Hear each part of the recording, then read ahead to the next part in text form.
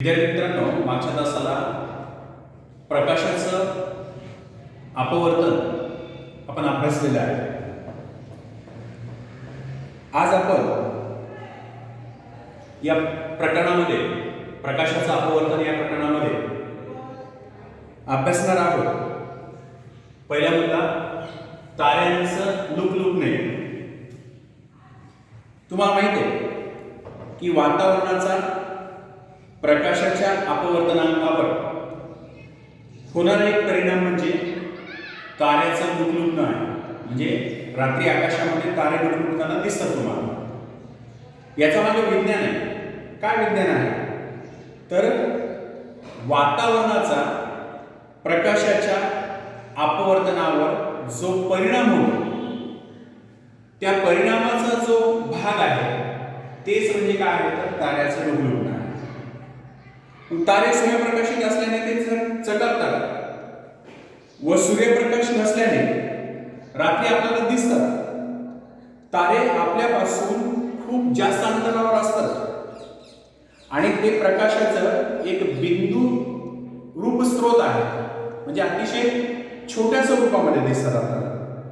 वातावरणातील काचेचा अपवर्तनांक जमिनीकडे येताना वाढत जातो कारण हवेची घनता वाढते. बरोबर, महत्वाचा मुद्दा आहे की वातावरणातील हवेचा अपवर्तनांक जमिनीकडे येताना वाढत जातो कारण हवेची घनता उंचीवरून खाली येताना म्हणजे जमिनीकडे येताना वाढते. वातावरणातून तारका प्रकाशाचे जे अपवर्तन होताना तारका प्रकाश स्तंभिकेकडे झुकल्यामुळं आपल्याला एक आकृती दिलेली आहे. या ठिकाणी बघा, या आकृतीमध्ये दिलेलं आहे ताऱ्याची आभासी स्थिती.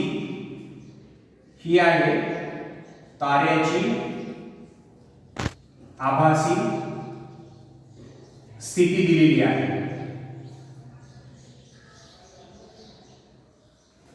आणि ही ताऱ्याची आभासी स्थिती बघताना बघू आपण यामध्ये काय दिलेलं आहे बघा. ही ताऱ्याची आभासी स्थिती आहे म्हणजे आभास आहे, आभासी प्रतिमा म्हणतो आपण. आणि प्रत्यक्ष तारा कुठे आहे तर इथं आहे. हा तारा आणि त्याची ही आभासी स्थिती आहे. मग अपवर्तनांक काय करतो, वाढत जातो. या ठिकाणी अपवर्तनांक काय करतो तर वाढत जातो. आणि वाढत गेल्यामुळं हा अपवर्तनांक वाढत गेल्यामुळं आपल्याला काय जाणवतं त्या ठिकाणी तर आपल्या लक्षात असं असते की ताऱ्याची आभासी स्थिती स्थिर नाही, ती किंचितशी बदलते. आणि याचं कारण म्हणजे हवेची सतत होणारी हालचाल, तसंच हवेची घनता आणि तापमानातील बदलामुळे वातावरण स्थिर नसते. त्यामुळे एखाद्या भागातील हवेचा अपवर्तनांक सतत बदलतो आणि सतत बदलत असल्यामुळं अशा प्रकारे या अपवर्तनांकामध्ये होणाऱ्या बदलामुळं ताऱ्याची आभासी स्थिती व प्रखरता सुद्धा सतत बदलत असते. तुम्ही जर रात्री निरीक्षण केलं ताऱ्याचं तर तारा तुम्हाला सारखा प्रकाश देत नाही तर तो लुकलुकताना दिसतो. त्याचं एकच कारण आहे की अपवर्तनांक सुद्धा चेंज होत असतात.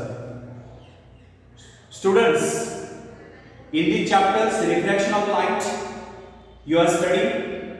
Today's point is twinkling star.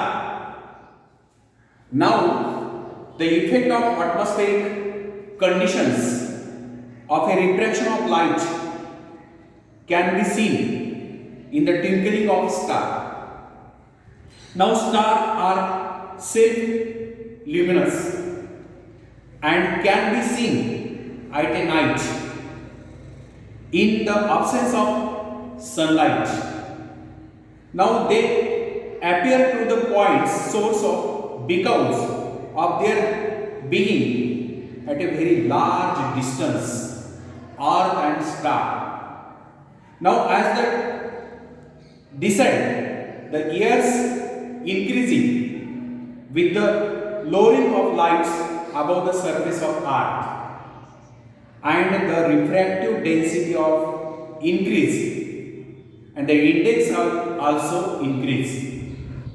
Now the star light coming towards the travels from the rare medium to denser medium and continuously bend now towards the normal, and this make star appear to the higher in the sky and compared to the actual position as shown in figure 6.6.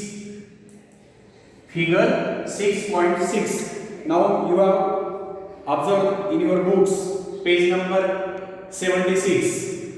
This is the apparent position of star. This star called as the apparent position of a star and actual star. This is the increasing refractive index now near the earth, and the apparent position of star keeps changing a bit. This because motion of atmosphere, air, and changing of density and temperatures. Now, because this refractive index of air keeps and continuously, because of this change position and the brightness of star keep changing continuously, and the star appears to be twinkling.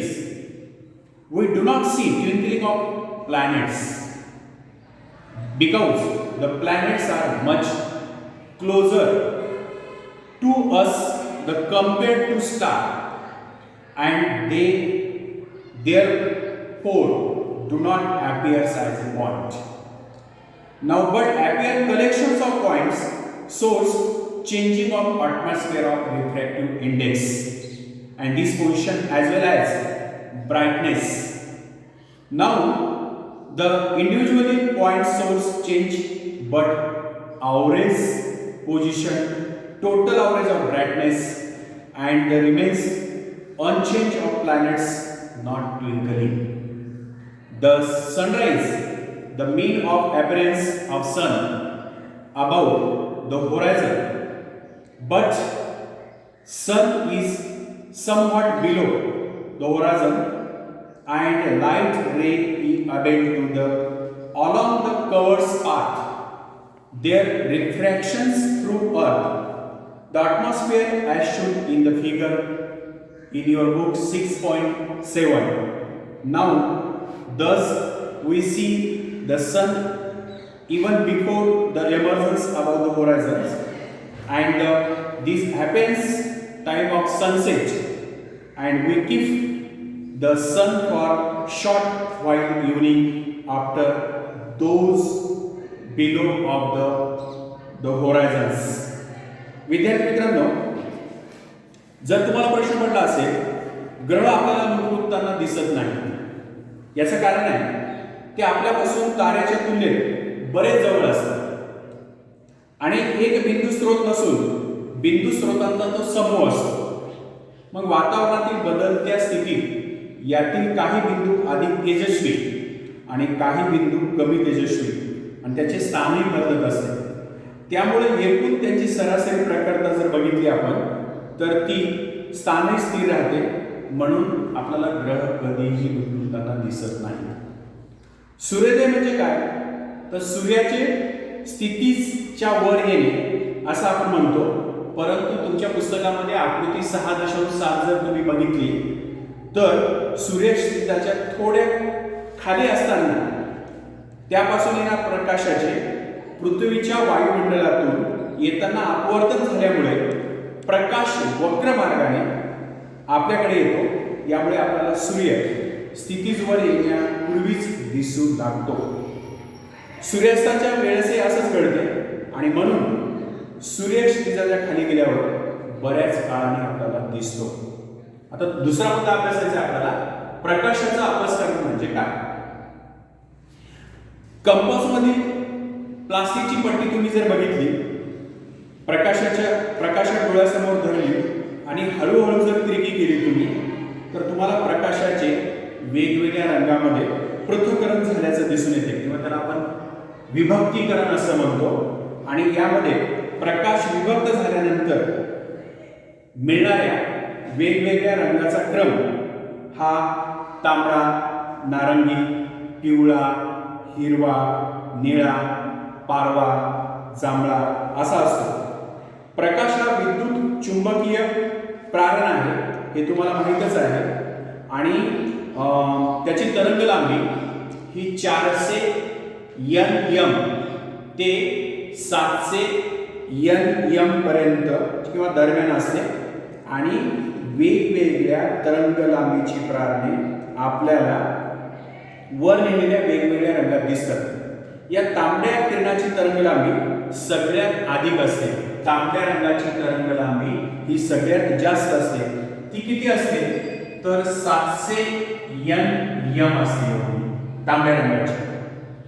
आणि तर जांभळ्या रंगाची सगळ्यात कमी म्हणजे किती असते जांभळ्या रंगाची, तर ती 400 nm एवढीच असते. म्हणजे तांबड्या रंगाची तरंग लांबी सर्वात जास्त आणि जांभळ्या रंगाची तरंग लांबी सगळ्यात कमी असते. आता निर्वात पोकळीत सर्व वारंवारतेचा प्रकाश लहरीचा वेग हा सारखाच असतो. निर्वात म्हणजे जिथं हवा नाही, आणि तिथं जर तुम्ही बघितलं तर सर्व वारंवारताच्या प्रकाश लहरीचा वेग हा सारखाच असतो. परंतु पदार्थ माध्यम या लहरीच्या वेग सारखा असत नाही. पदार्थात मात्र लहरीचा वेग हा सारखा असत नाही. निरनिराळ्या वेगाने मार्गक्रमण करत असतात. आणि तुम्हाला जर बघायचं असेल तर या ठिकाणी बघा, एक काचेचं प्रिझम घेतलेलं आहे आणि या प्रिझमवर सूर्यप्रकाशाची एक शलाका टाकली, सूर्यप्रकाश टाकला याच्यावर. कशावर? काचेच्या प्रिझमवर. तर त्या प्रकाश किरणाचा मार्ग असा सरळ जात आहे. तर तो सरळ न जाता या ठिकाणी त्याचं वेगवेगळ्या रंगामध्ये विभक्तीकरण होते. आणि हे विभक्तीकरण म्हणजे पदार्थ माध्यमात प्रकाशाचे आपल्या घटक रंगात पृथक्करण होण्याच्या प्रक्रियेस काय म्हणतात तर प्रकाशाचं अपस्करण म्हणतात. आणि याच्या संदर्भातला सर आयझॅक न्यूटन यांनी सर्वप्रथम सूर्यप्रकाशापासून वर्णपंक्ती मिळवण्यासाठी त्यांनी याचा काचेच्या दोलक म्हणजे काय तर प्रिझम, या प्रिझमचा उपयोग केला. आणि जेव्हा शुभ्र प्रकाश लोलकावर आपाती असतो तेव्हा वेगवेगळे रंग हे कोणातून वळतात. आणि या 7 रंगापैकी लाल रंग हा सर्वात कमी वळतो आणि सर्वात जास्त रंग वळतो तो जांभळा रंग. आणि म्हणून जांभळा रंग सर्वाधिक वळतो. त्यामुळं प्रत्येक रंगाची किरण वेगवेगळ्या मार्गाने बाहेर पडताना दिसतात. जर तुम्ही या आकृतीचं निरीक्षण केलं तर तुमच्या लक्षात येते याची तरंग लांबी ही जास्त जरी असली आणि याची कमी जरी असली तर वळण्याचं मात्र जांभळा रंग सर्वात जास्त वळतो आणि तांबडा रंग हा सर्वात कमी वळतो. हे तुम्हाला आकृतीमध्ये या ठिकाणी दाखवलेलं आहे. Students, the disappearance of light. Now in this point, use by your hold the plastic scale in your compass and the front of your eyes and see through it while turning it slowly. You will see light ray divided into the different colors. Those colors appear in the following orders. Now the violet, indigo, blue, green, yellow, orange and red. You know the light of electromagnetic radiations, wavelength and the important property of radiation. The wavelength of radiation which your eyes sensitive between 400 and 700 nm in this travel radiations. Now the red light is maximum wavelength and is close to 700 nm, and the The violet light has smallest wavelength is 400 mm. Now, the most important points: the vacuum of velocity of light or frequency is the sum, but velocity of light in medium depend on the frequency of light. Now the different colors travel with the velocity before the refractive index medium, difference medium to difference velocity.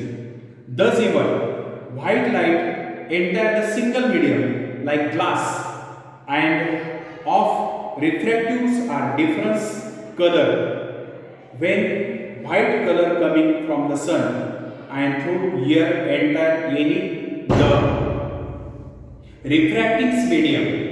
And just like the process of the separation of light into its components colors while passing through a medium is called as the diffraction of light.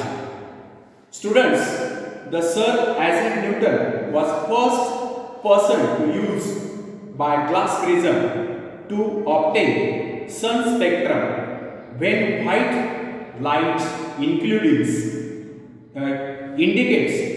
incidence, just like the sunlight beam used by spectrum, the glass prism, and the converted 7 colors, different colors bend through different angle, and among the 7 color red bends, the last violet band is most, thus shown in the figure 6.8, and 7 color emerges along the different part. Just like you observe this color, the red color and white color is the wavelength is 700 nm and the violet color is 400 nm, and the separate we get the spectrum of 7 colors.